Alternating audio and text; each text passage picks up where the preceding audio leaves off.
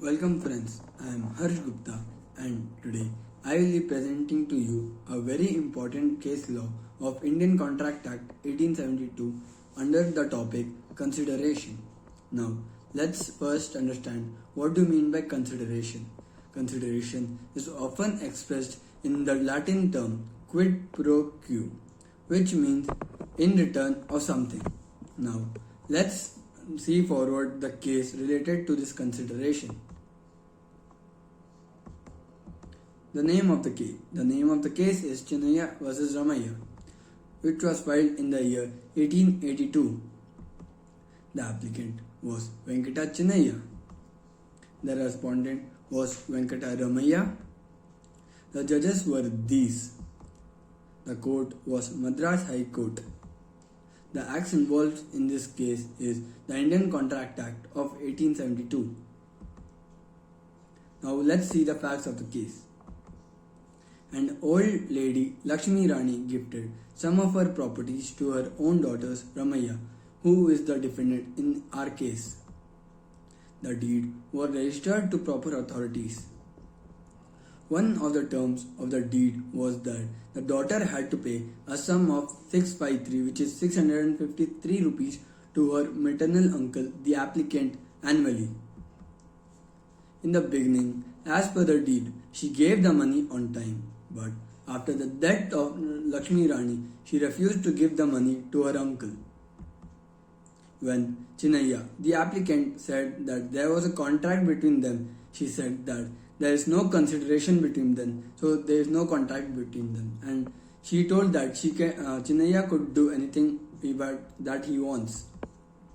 Chinnaya then sued Ramayya, the defendant, for the recovery for the same.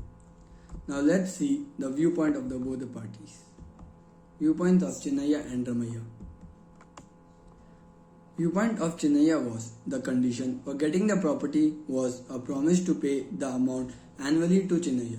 But after the death of Lakshmi Rani, Ramayya stopped paying money to her and hence she is liable to pay Chinnaya. Viewpoint of Ramayya was Chinnaya was not a party to the contract, hence he had no right to compel respondent for paying the promised amount. The contract was between Ramayya and her mother, Lakshmi Rani, so she could get the consideration and not any third party. Now let's see what were the issues in front of the judges. Whether Chinnaya can bring up any action against the defendant for the amount promised in the contract, where the consideration for such promise has been furnished by the mother of the defendant, which is applicant's sister. Whether the consideration for the said promise was originally provided to the defendant's mother instead of the applicant. Next, we'll see the judgment. The Madras High Court that held that in this agreement between Chinnaya and Ramayya, the consideration had been furnished on behalf of Chinnaya by her own sister, the respondent's mother.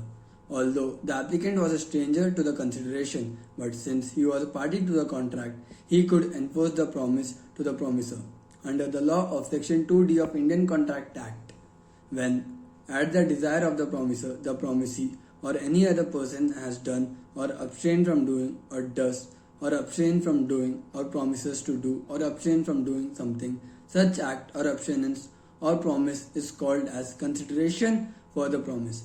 Thus, the consideration furnished by the old lady constituted sufficient consideration for the applicant to sue the defendant on a promise. Held, the applicant was entitled for the payment of the annual amount of the money. Next, conclusion. In Indian law, consideration may be given by the promisee or any other person. In India, there is a possibility that consideration for promise may move not from the promisee but a third person who is not a party to a contract, which is different from English law in which the consideration must move only from the promisee.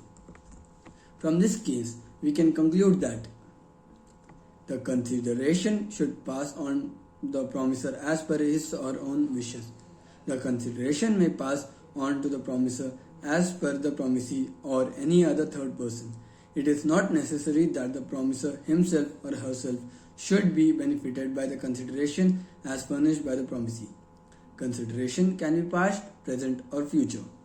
Consideration need not be adequate. Consideration may be lawful. Thank you. This was made by Harsh Gupta, studying in Christ University, Bangalore. Registered number 2112056, Section A, BCom FN.